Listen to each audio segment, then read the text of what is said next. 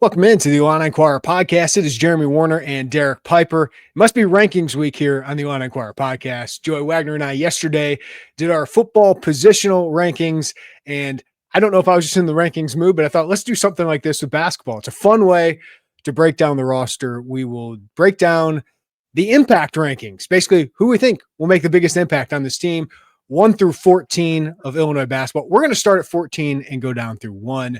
So we'll get into that. I do want to mention Wednesday is going to be a very big day for Illinois football potentially. Nasir Rankin, 4-star Chicago Morgan Park athlete, wide receiver, DB.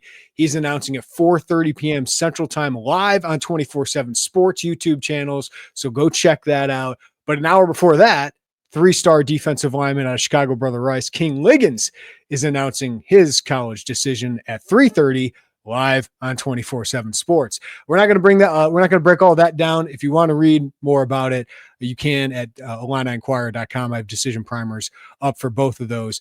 But Derek, just kind of like basketball, it's kind of nice that Illinois is getting back into battles like this and starting to win more of these battles in state for the Chicago best talent, right? We'll see if they can do that tomorrow. But it's nice to talk about Illinois football in that way.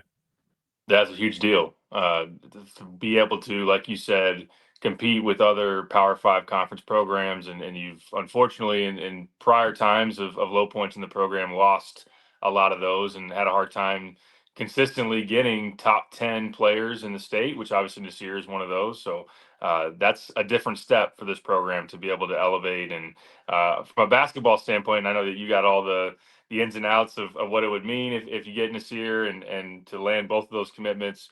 But I was trying to think, when's the last time we covered a basketball high school announcement? I mean, is it Adam Miller? Yeah, like that in depth. Like there's just not a like in terms of like being there live. Like I don't think we've done one of those in a while.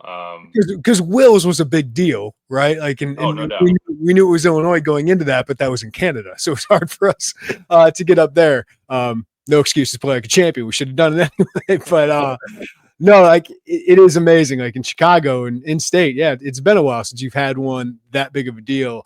Obviously, Adam Miller was a huge one, but you can never forget Io, just because you think back to that moment, Derek, and what that meant for the program. And I will say, like, I think it's going to be very hard for Nasir Rankin to play both sports. I have big doubts about whether he can do that. Good hooper, and it'll be interesting to see if you see him at the end of the bench for Illinois, because I know he would love to do so, and Brad Underwood obviously gave him a roster spot offer. That'd be a really fun storyline to see something like that. But yeah, I mean, knowing and the way that Illinois football is trending, it's now a situation where Illini football is playing deep into December and maybe even January. So that's something that's different than in previous years. So, but obviously it speaks to his athleticism and how just good of an overall athlete he was. He was actually playing some AAU, right, this past weekend during the live period. So, yeah, credit to him. And, man, he'd be a massive one for wearing the orange and blue, even if it is just one sport ultimately. Yeah, and if you get 2 of those in a day, it feels like a moment. You know, I know Bill Simmons always brings up, is they having a moment? Like Illinois football recruiting seemed like it had a moment in January, but it would feel like this is the big one in state and in Chicago as well if they can land both of those guys. All right, Derek, when I threw this at you, like let's break down the most impactful players, rank them on the Illinois 2024, 25, 26 roster. What'd you kind of learn going through this exercise, just broad scale before we get into the nitty gritty here? There's some tough decisions, no doubt about it. You mentioned yesterday that you had broken yours down into tiers, and it feels like as you go through it, some tiers pretty much make themselves in terms of guys that you have tough choices on in a certain level, and then you kind of have a big bump up in some certain areas. So I think that I can make a case for 2, maybe even 3 to be number 1, which says a lot about the high-end talent and what you like about known commodities on this team. And I think people, as we get into it, right now, you probably know who those names are ultimately. But there's a lot of talent. There's a lot of you got more sure things this year than you did last year, I feel like. And I just like the way this thing shapes up. So it's a fun exercise. And there are different ways this thing can go, and that will create a lot of intrigue, which usually we have that. Brad's built talented rosters with, in terms of the depth of talent, there's been a lot here in recent years that as it plays out through the summer and into the fall, it'll be really interesting to follow. I'm interested Like, I wish we would have done this exercise last year because I probably would have had Ben Humrickhouse top 4, and I don't think he ended up that, right? I probably would have had Tommy and Kasparis and Kylan, I think, ahead of him, but I might have had Ben Humrick because I was high on him going into last year.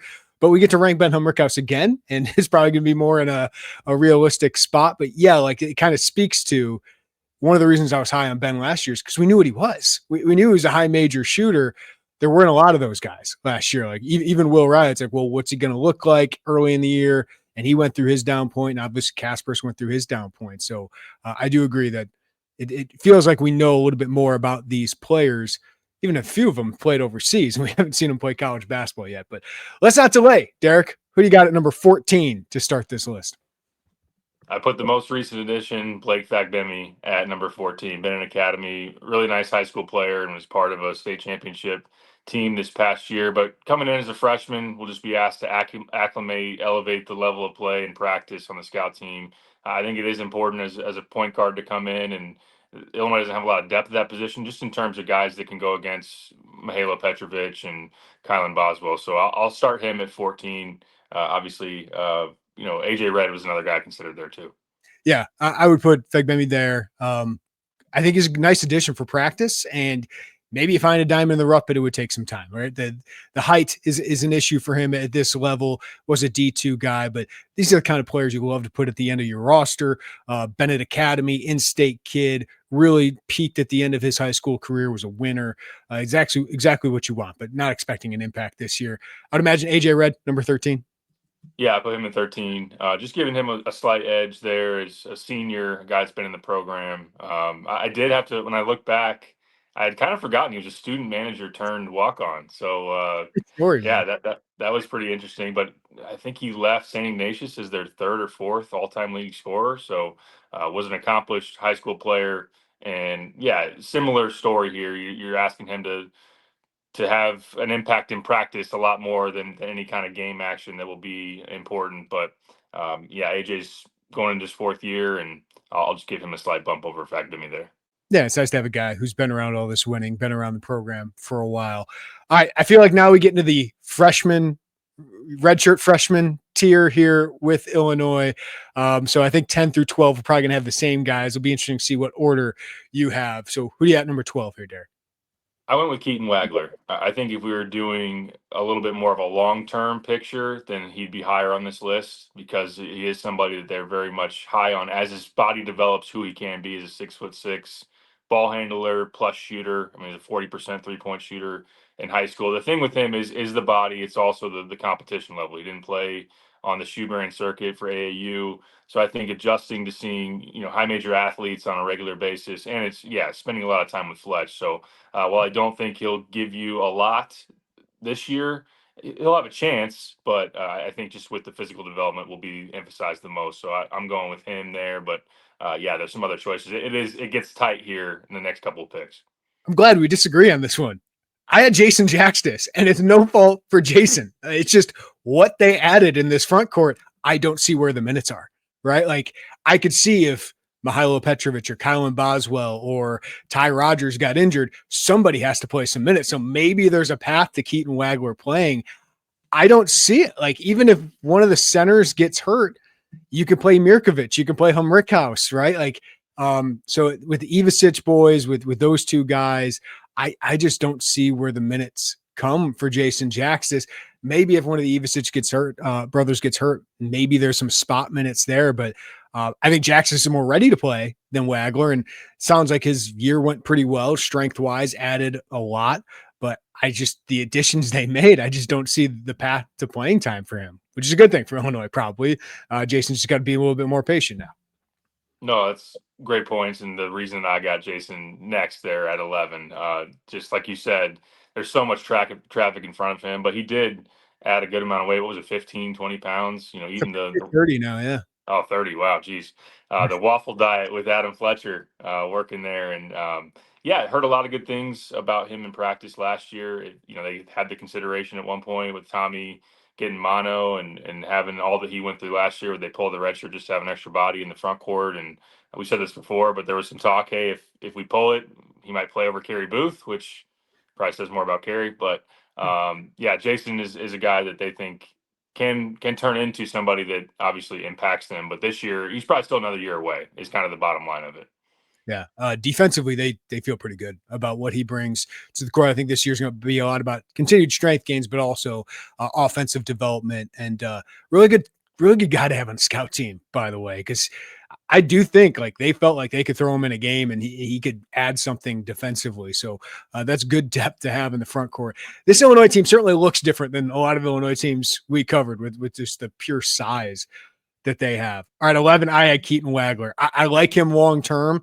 I think we think of him more like one of the Christie boys with his shooting, especially Cam, but he's got some playmaking ability where I think he can be a guy who's got the ball in his hands a little bit, but just got to develop the body, right? Like that's the difference between the guy, Wagler, and the guy we'll probably talk about next. It's just the physicality. Is he ready for it? But long term, he's a really intriguing prospect. After Petrovic is done, after Boswell is done, it'll be interesting to watch Keaton Wagler really develop just because of the skill and the length that he has, Derek. Yeah, no, I agree with all that. It's something that they looked at him as somebody that they felt could really pop after a year or two in the system. And he had a chance to go to Minnesota on the note, Minnesota was really selling Cam Christie hard to him and that he could come in as a freshman and make a big splash in terms of opportunity on his plate. But he wanted to go to a winning program and really respected the development that Illinois has put on display. So that's something that he'll be looking to get. I'm with you as far as a run here on freshman guards. Brandon Lee, I'll put next. There's a chance that he could end up being higher on this list because you don't have a lot of depth in the backcourt. Now, obviously, you hope that there's no injury that's then pushes him into a position to have to give you more than he's ready for. But in terms of being ready, his body is probably going to be that. He's 6'4", 180. At least he was listed that back when he signed last fall. He's probably had a chance to add to that. So he's got physicality to him.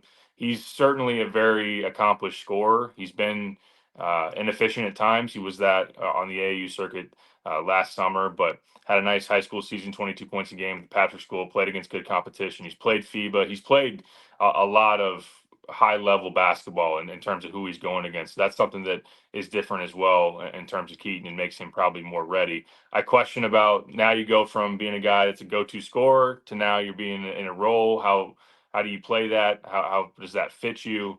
And then defense, even though I do think physically he's somebody that can hold his own. He's not going to get bullied out there, but you never really know with freshmen. Mistakes are things that you can't always project from a guy coming from high school, but typically you expect that from freshmen. So I'll put him here, but there could be a chance that he's another spot higher. Probably wouldn't go beyond that, but if he is more ready or if you do need him a little bit more based on the positional need. Yeah, I got Brandon Lee here too. As you said, a guy that has the size, physicality, some athleticism to get to the rim. The shooting needs to improve. But do you have like a comp of recent guards they've added that he's similar to, or even dating back? Like, I don't want to say like a Brandon Paul comp because of what he became, or an Andres Felice comp because he came in as a man. But is there a style of play that Illini fans should think, hey, in a year or two, this is what he could be?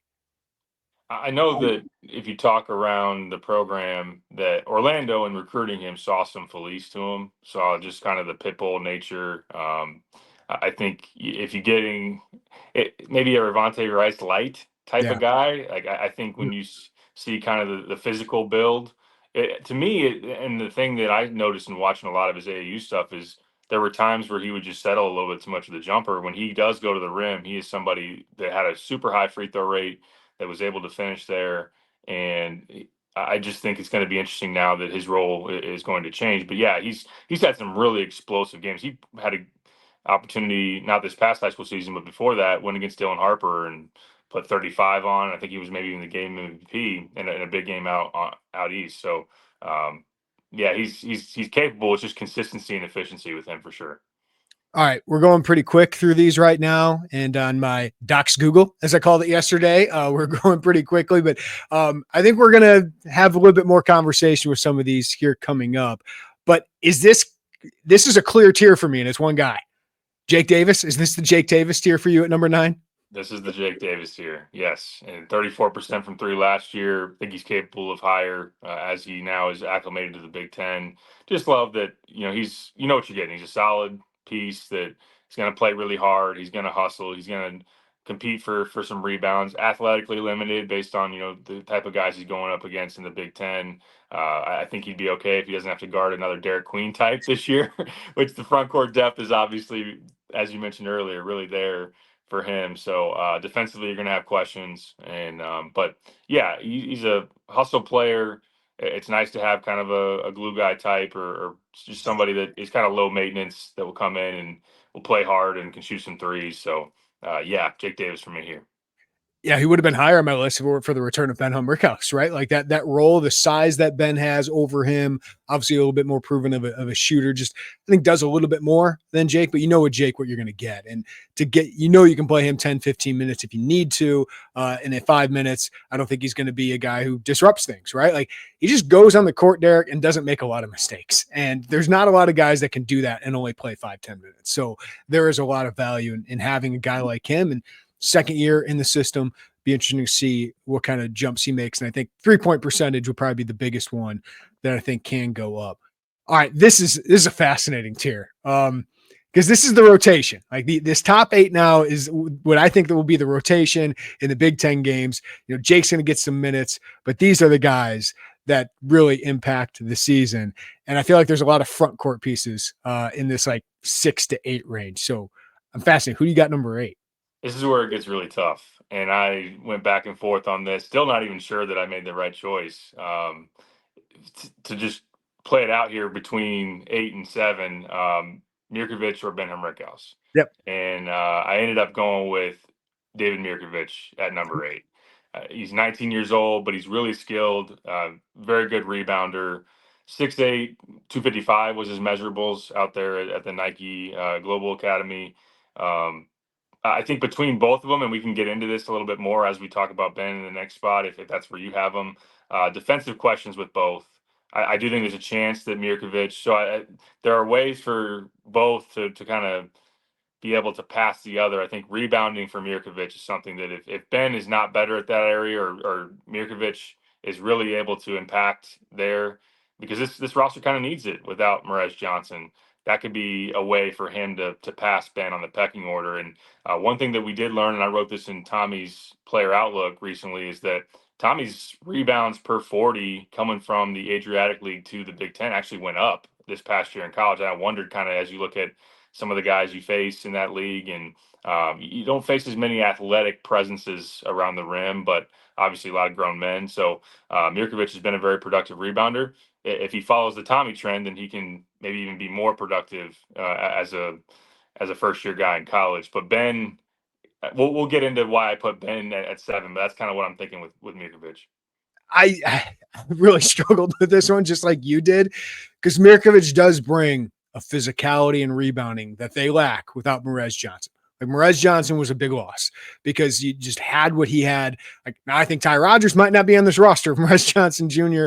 is back, but Mirkovic is 19. We don't know exactly how that'll all translate. I think he's going to be good. I think he's going to be an important rotational player for you, give you that size and physicality and the rebounding. I don't know how much offense is going to go through him. There's going to be a lot of putbacks. He can stretch it out a little bit, but with the shooting you have otherwise, I don't know how many threes you want him taking in a game, but I could end up seeing him go up a couple spots to number 6 or number 5 on this list. It's just he's not as proven as some of these guys in the offensive skill.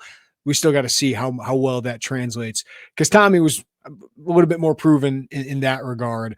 Mirkovic is a bull in a China shop. And I love that because this team needs that kind of player with Merez moving on. So, yeah, I can see Mirkovic outplaying this, but that's still pretty high for a freshman who hasn't played college basketball, 19 years old. He's going to be a really important piece. But yeah, Ben Humrickhouse, why'd you put him 7 ahead of David Mirkovic? One of the reasons is 23 years old, which he will be, versus 19. The fact that he's played in the Big Ten.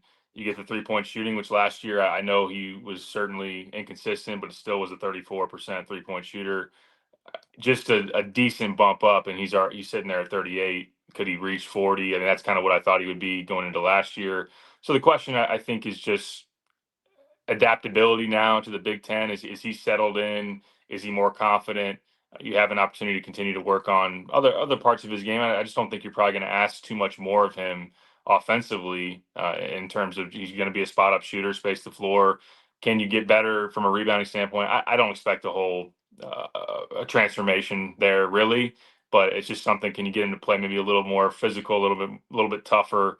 That's something that Mirkovic could just come in and be a dog. Really, I think that's kind of in his DNA, and that might be something again that changes some of this pecking order. But if Ben shoots to the level that I think he's capable of, then all of a sudden that's a really nice piece. And coming off your bench, older guy has been around the block, and that's why I gave him the edge. Yeah, Mirkovic has the rebounding edge, physicality edge. There's no question with that. Who's got the defensive edge?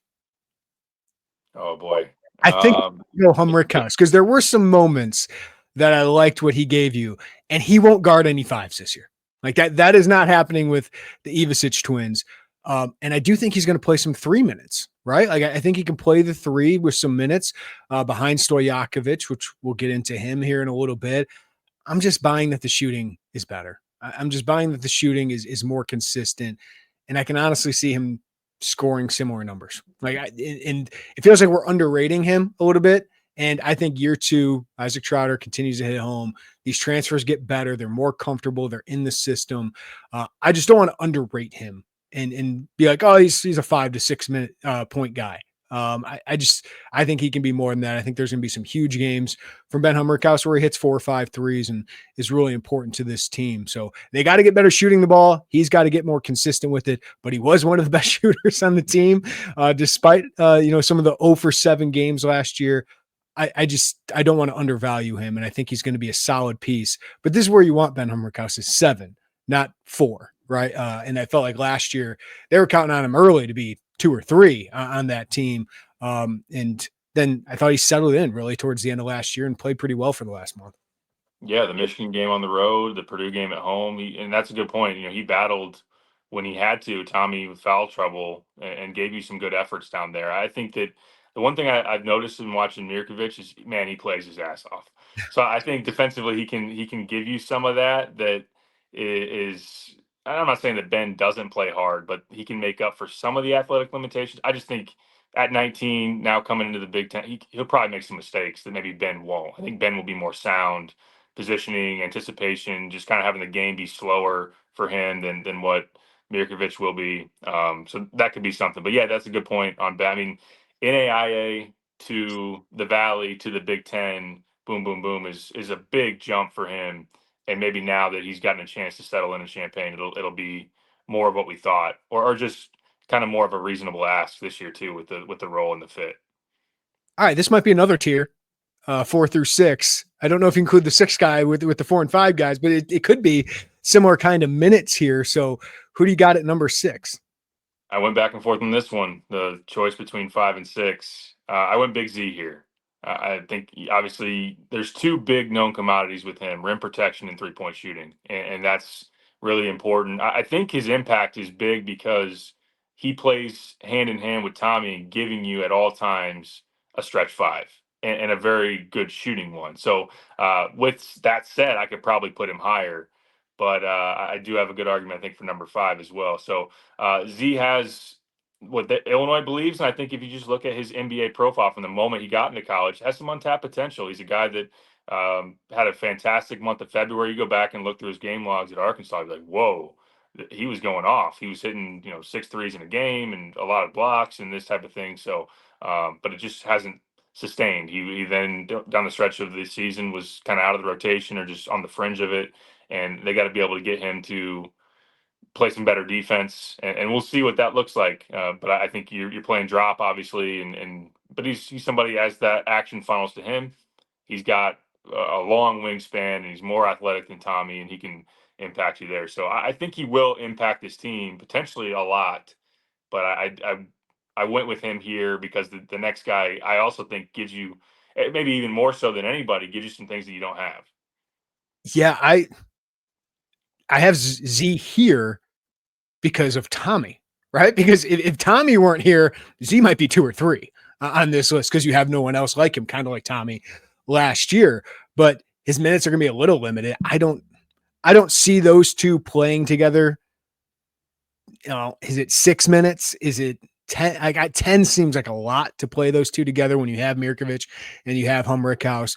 But as you said, he's going to have 15 minutes probably at the 5, right? And you can have Tommy at 25 minutes rather than 35 like he had to play last year. Now, maybe Tommy's just so good you play him 28 to 30, but that's the only thing that kind of limits him for me is like, well, the same DNA, only a more proven player in Tommy. Like, that's just kind of capped of what he can do. But when Tommy's in foul trouble, you got the other guy that can play 20 minutes. And as you said, Derek, there were games he was Arkansas's best player, but then there were games where he was non-existent. Like that, the highs and lows of Big Z last year, it was a big roller coaster ride for him. So I do like that, his role is kind of pretty defined on this team. But man, I feel really good about the center rotation for Illinois. Like there's a lot of teams.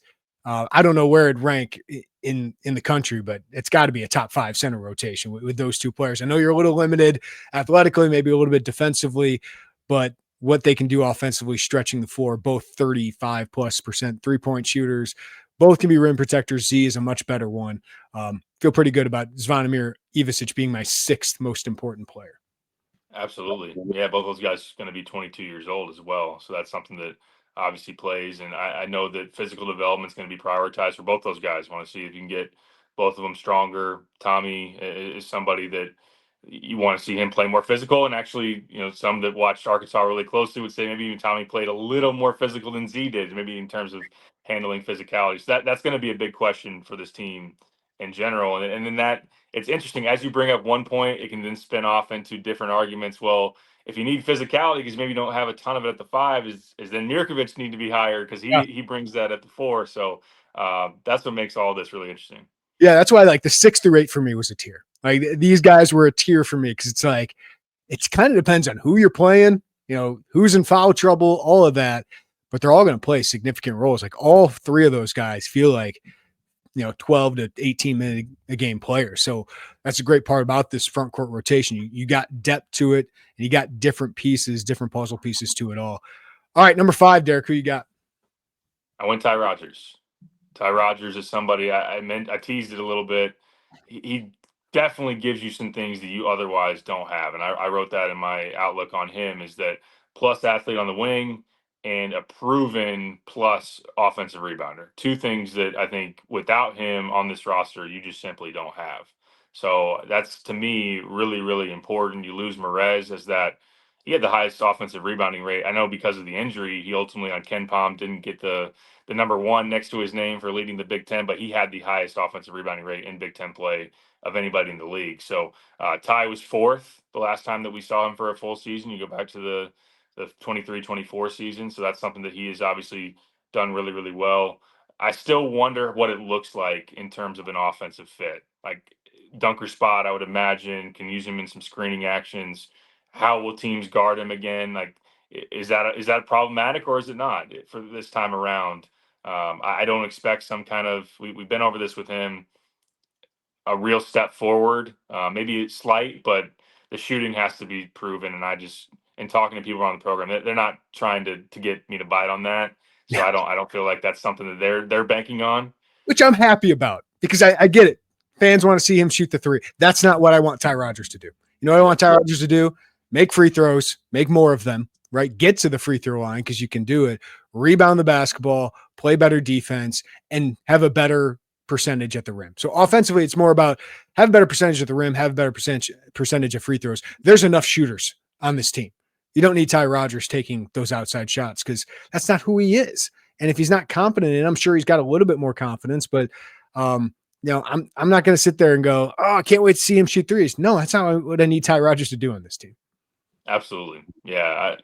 That's something that just isn't a strength. And if you're settling for that, if he's not going to be a 33% open 3-point shooter, then you're wasting some possessions in terms of what you can do otherwise. And I know we can get into the nitty gritty of like if teams are going to cross mass again and put centers on him, Illinois wants to post Tommy in that situation. You get some smaller guys on him. But I think the point, and you brought it up, can he be a real impact defender? I think that's something that could be so huge for Illinois because if you could say Kylan Boswell. I'm not saying he'd be at that same level because Kylan, obviously at his best is an elite defender in college basketball. But if he's then that next guy on the perimeter that you're like, okay, he's going to night in, night out be somebody that bothers people with his. I mean, he's a good athlete. He's got a long wingspan. He's versatile and physical too. So I think the pieces are all there. Can you just put him on some matchups that are better for him? Have him be better navigating screens and just lateral mobility has been something they've really tried to address with him as well for some quicker guys. I think he's capable of it. He was very much thought of it in terms of a plus defender coming out of high school. And if we can see it now, I feel pretty good about where he's at on this list. I hate that we're agreeing here, but I got Ty Rodgers here too. And I will say, I think the downside of him is going down to like 8 on this list, because even when he was a starter on that Elite 8 team, there were times like when Terrence Shannon Jr. was out, there was times he was a top 3 most important player on that team. And you saw some of those glimpses of offense of how he could get to the rim, get on a smaller guy, booty ball you, or just kind of take you and go through you. It just, he has to finish a little bit better at the rim. But there were some double-digit games there, Derek, where I was like, oh, this is a future of what the offense can be. Maybe he's the booty ball, big option, Jalen Pickett type who doesn't shoot threes. But like, you surround him with a bunch of shooters. I like it. And when you think about, if you have Ty Rodgers, an Avicic brother, Humrickhouse, Kylan Boswell, Stojakovic, like that's a fun lineup that I think Ty Rodgers can do really well in offensively. But I do think he's got to be around those guys or him and Mirkovic going to play a lot together. But without Morez Johnson, there's not a lot of lineups that you don't feel like, Rodgers can be at least solid offensively as long as he rebounds, as long as he finishes at the rim and makes 65% of his free throws. I would like to see. But the reason I still have him so high, Derek, is he fills a lot of gaps on this roster, right? Like he can play the 2, he can play the 3, he can play the 4. If you want to go small, just gives you some athleticism, gives you some vocal leadership, and you hope now that he doesn't have to guard point guards with Kylan Boswell and Mihailo Petrovic potentially on the roster, he can guard wings, which he is probably better suited for. And he has leaned out.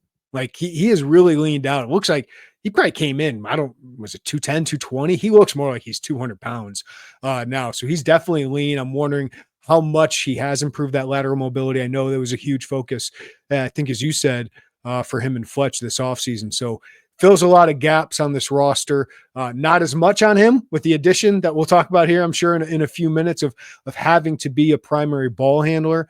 But he's a really important role player on this team. And without Morez Johnson, just like with Mirkovic, you need a great rebounder, and he can be that. Absolutely. And if you would have said right after the season, beyond the assumption that a guy redshirts, you expect him to leave, but the fit really, on the immediate sense, you would very much still question, how does Ty fit into this picture, into what Illinois wants to do? The way the roster has shaken out, with you get 2 stretch centers that are going to play the 5. Morez is out of the mix. You do get a point guard, so you're not asking him to be your on-ball playmaker or do some of that. Like I just think the way that it's all played out has put Ty into, or you're giving him a clear path in terms of his role, and it very much suits him and fits him. So hopefully then he now gets a chance to thrive. So yeah, just like we did when we talked about him redshirting, I want Ty Rodgers on my team, but right.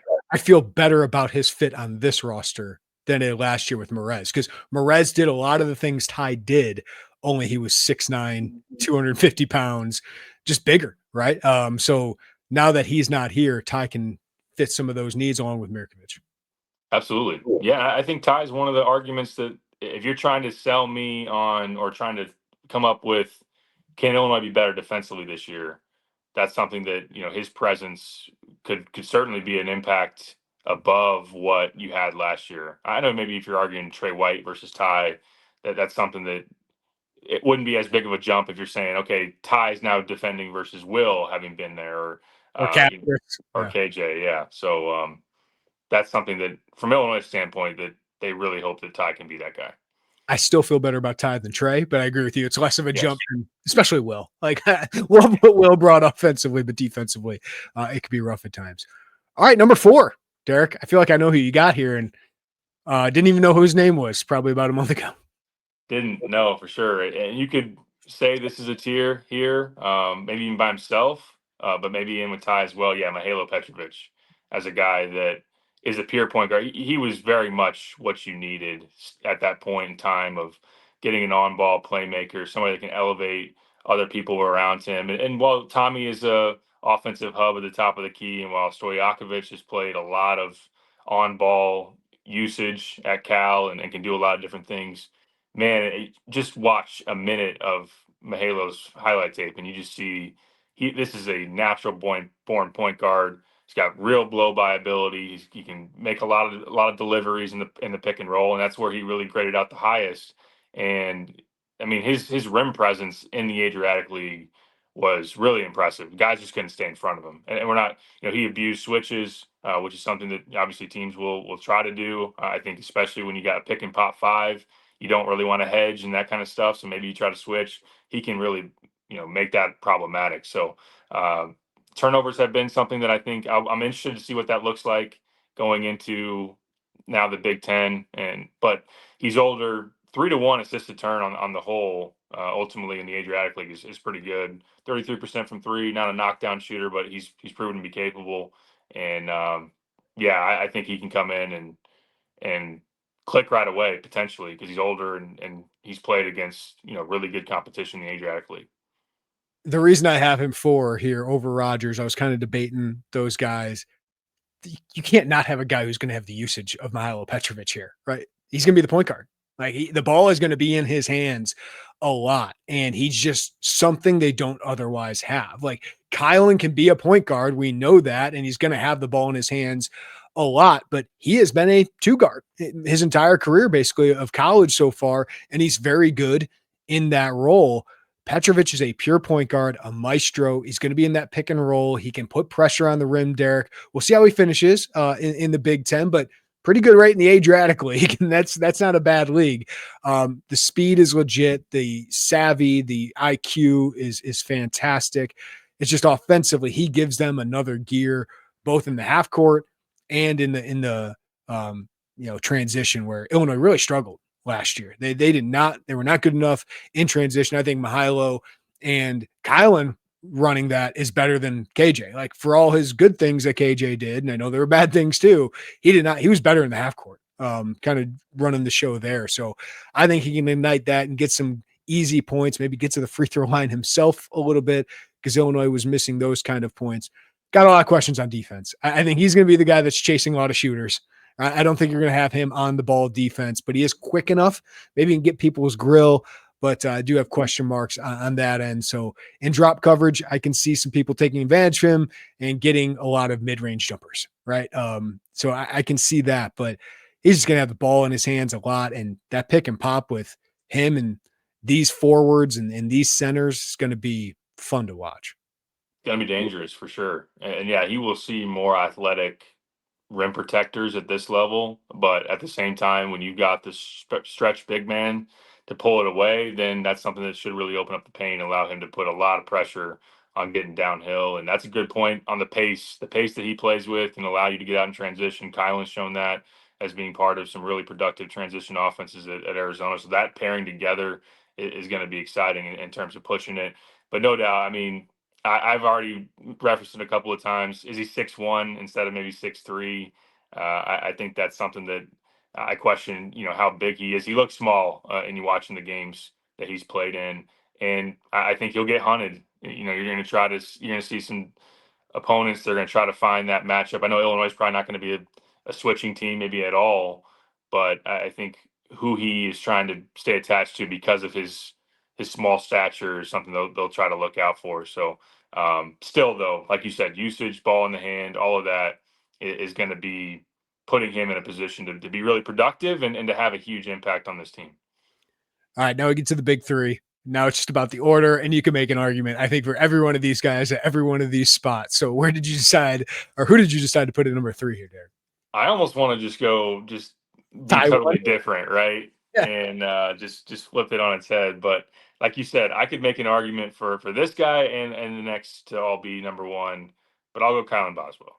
I'll put Kylan here. And I truly believe I could sell you on him being number 1, especially if he's the version or even a little better than the guy that we saw the last 3 weeks of last season. So somebody that was really getting downhill, shooting 70+% at the rim during that stretch. If he adds that to what he was as a shooter at Arizona, you're talking about an all league, maybe pushing for a first team type of guy in the Big Ten. I do wonder, I think we've chatted before, is the volume going to be there to ultimately have the stats to get into that range? But I think defensive player of the year, he'll have an argument.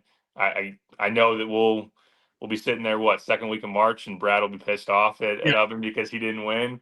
Because he won't have 2 steals a game. So he's not going to be like, if he gets all defensive team, I think that would be almost a shock to me, because he's not a guy who pokes a lot of those steals. He's not a guy that gets blocks or anything like that. Like Big Z might have a better chance just because he's going to have like 2 blocks a game in 15 minutes or whatever. But I agree with you. Like he's going to be deserving of that based on the numbers we're going to go through. Oh, he shut down this guy, shut down this guy, shut down this guy. And his resume last year was really, really impressive as far as that goes. So, yeah, senior guard, leadership, which he really grabbed hold of down the stretch of last year. For all those reasons, he's very deserving, obviously, a top 3. And, again, has a chance to be number 1 as this thing plays out. All right, I'm a Docs Google here. I'm going to do something different. Since we know who the top 3 are, I had Kylan Boswell 1. I love it. I'm putting him 1. And I know the stats are probably going to be better for some other guys. But this is his team. This is Kylan Boswell's team. He's going to be a leader. You could argue where you have him, Derek, because of Petrovic's addition. Like without Petrovic's addition, I think there's no doubt Kylan Boswell is number 1, because he's going to be the point guard. He's the head of the defense. He's the head of the offense. And he's the unquestioned leader of this team. But I just think this is his team. Like Trent Frazier, the Kofi year, like Kofi was the most important, but that was Trent's team. And I just feel like he's got that kind of impact. And to be honest with you, there's a huge burden on him defensively on this team. Like Ty's going to play a part of that, but individually, he is by far the best defender. And with the drop coverage they are going to have to play with their personnel, he's going to have to be great. Like he's got to be great on the other team's best player. Maybe Ty can play on some of those wings who are the better players.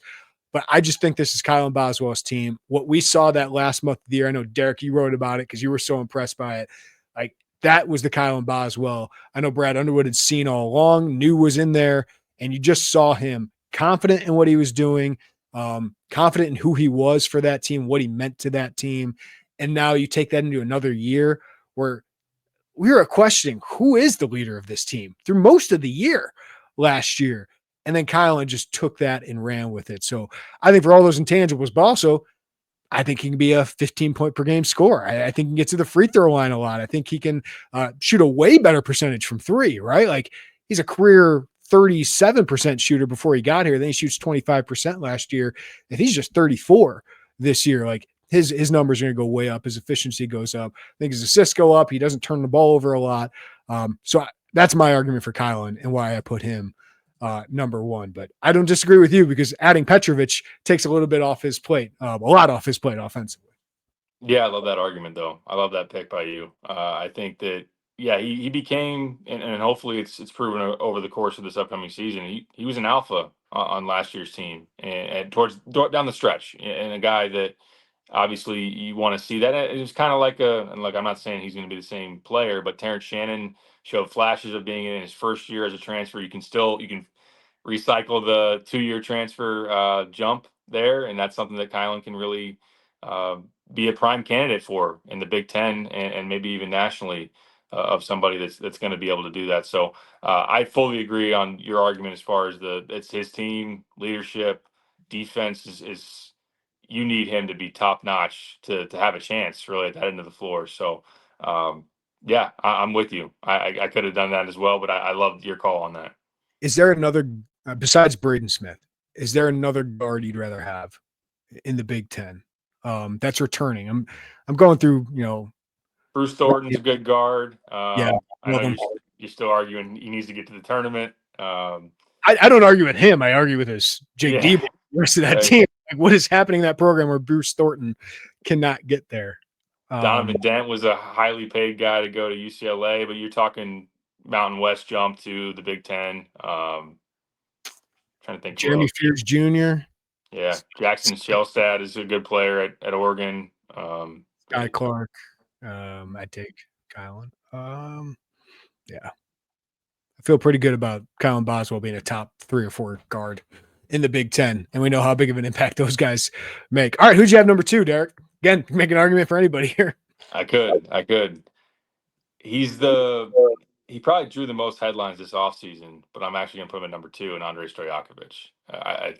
Obviously, I could put him at 1 because from a primary scorer standpoint, he gives you what you needed in terms of that guy you put the ball in his hands. If you need to go get one, he's kind of that Will Riley role, but even older, obviously 21 years old. We know how important Will was. I mean, Will was as important as anybody down the last 6 weeks of last season. So, but even now tapping into having more talent around him, having more floor spacing around, he could just explode this year and be somebody, I think, especially in those crunch time moments, the ball is most likely going to be in his hands to go do something. He gives you so much versatility offensively because he can play on the perimeter. He can play in some booty ball matchups.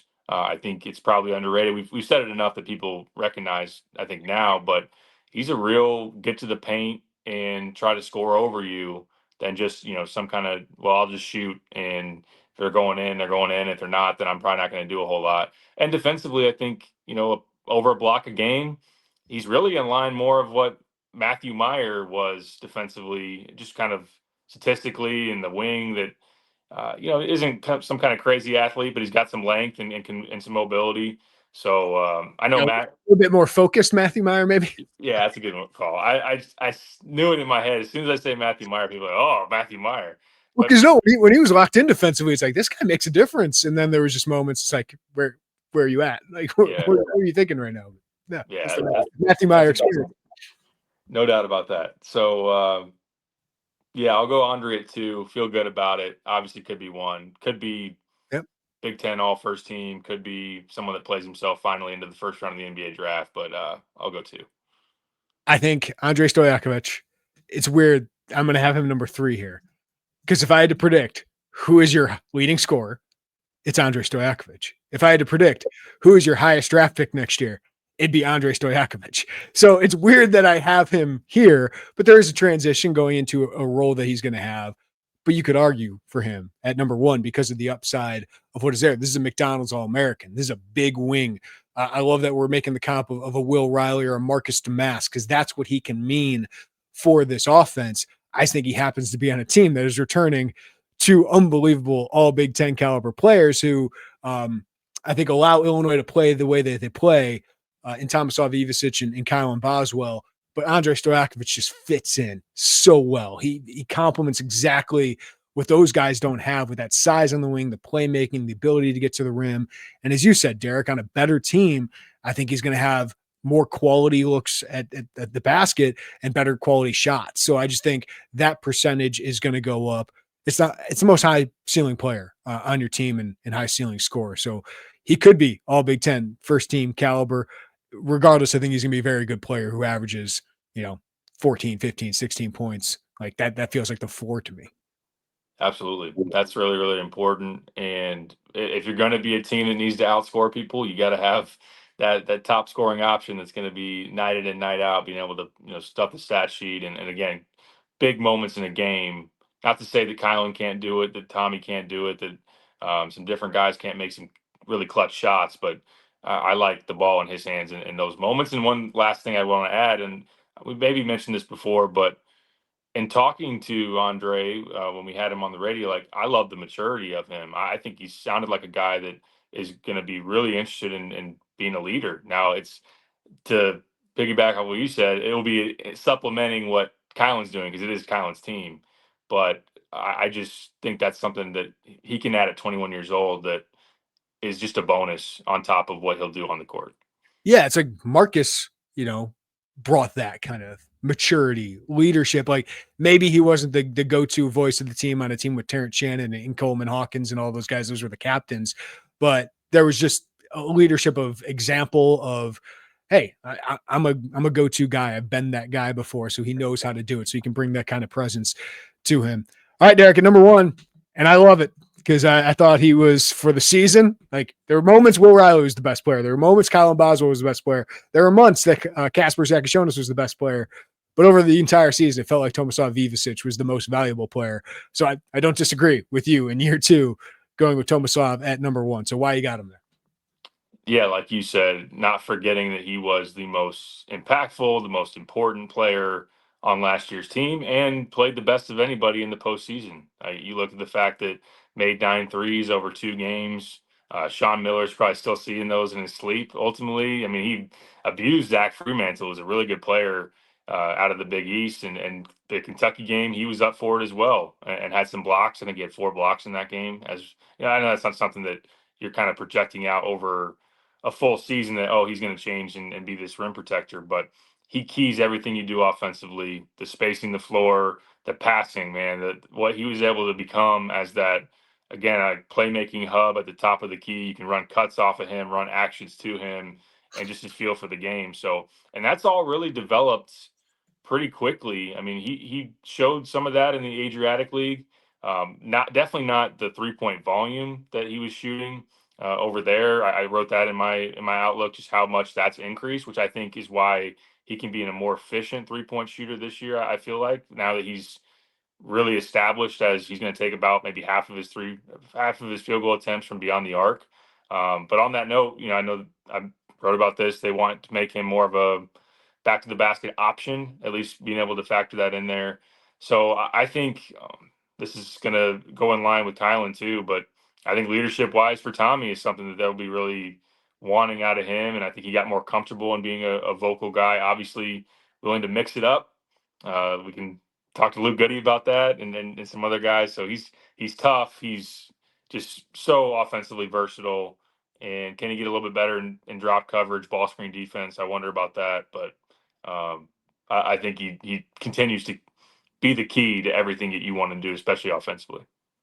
We know your offense is based around Tomislav Ivičić, right? Your defense, like without Tomislav Ivičić, it's even worse last year, right? And it really, at the end of the year, like, you're top 40 in the country, or top 5, I think, during Big Ten play.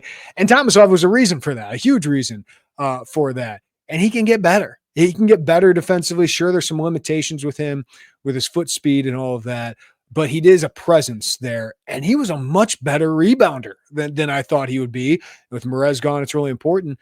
One of the reasons I kind of had him 2 and not 1 is because, well, I got his DNA copied on this team, right? Like I have Z there to where if I don't have Tommy on my team, like Z can do a lot of the things, and some things a little bit better, some things not as good, but I just have another option that's almost exactly the same thing. So they are different players, but you can go with 15 minutes of Z and feel like you're pretty good at that position. But Tomislav, as you wrote, I think in your player outlook, is one of the top 2 centers in the Big Ten that's returning. I mean, Nate Biddle, fantastic player at Oregon. He's better defensively. I think he averaged a couple more points maybe, or similar points than Tommy.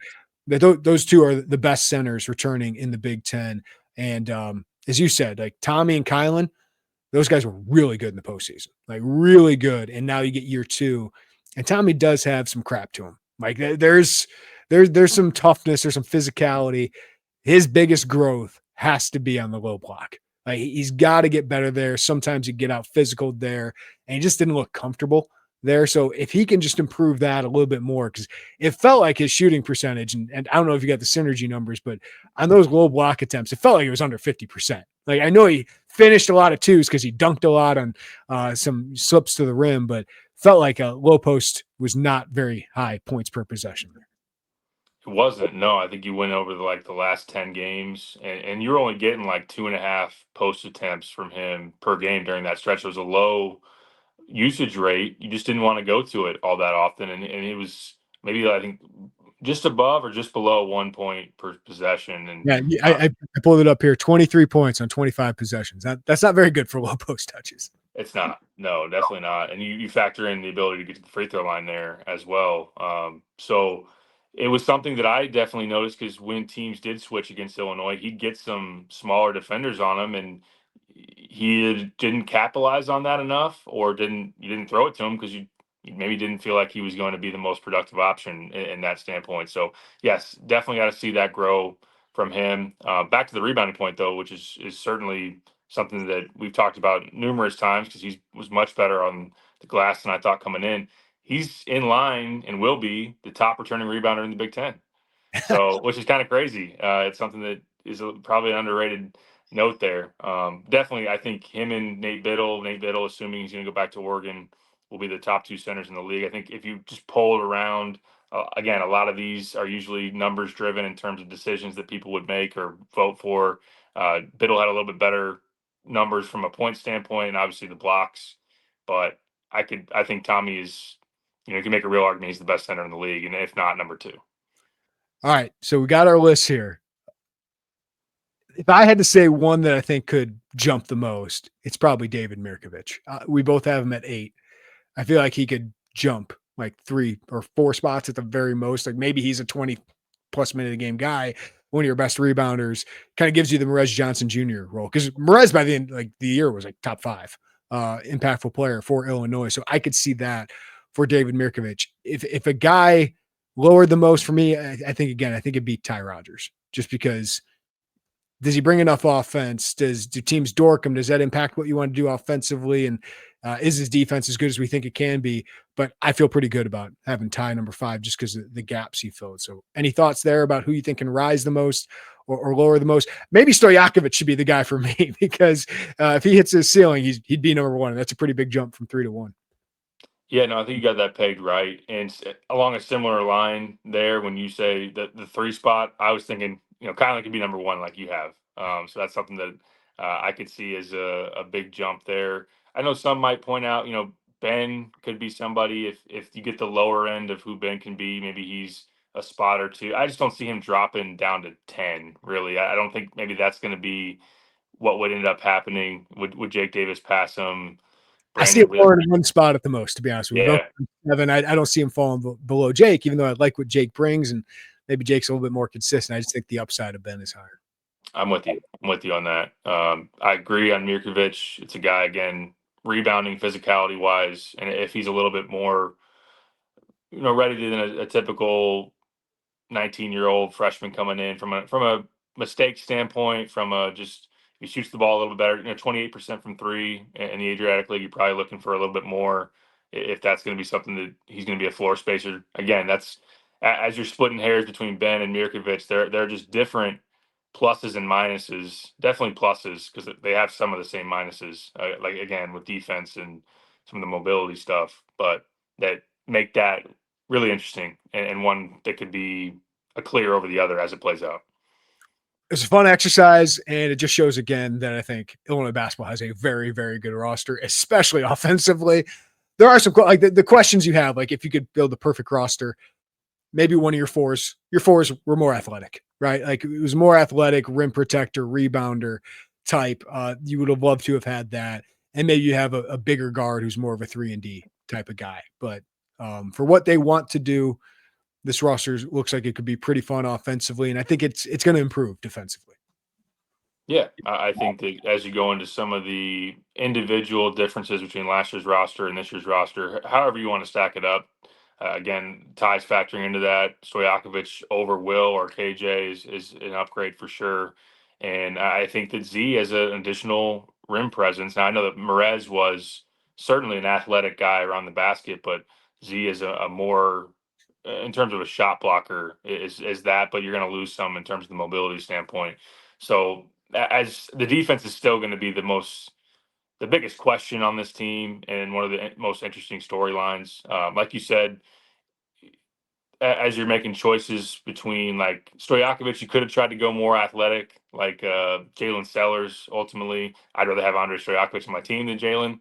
But that's a little bit of it's a different type of wing. It's a slasher, full court, transition athlete, and very explosive. But you get the skill and the proven productivity and Stojakovic as a high level scorer. So not arguing with that.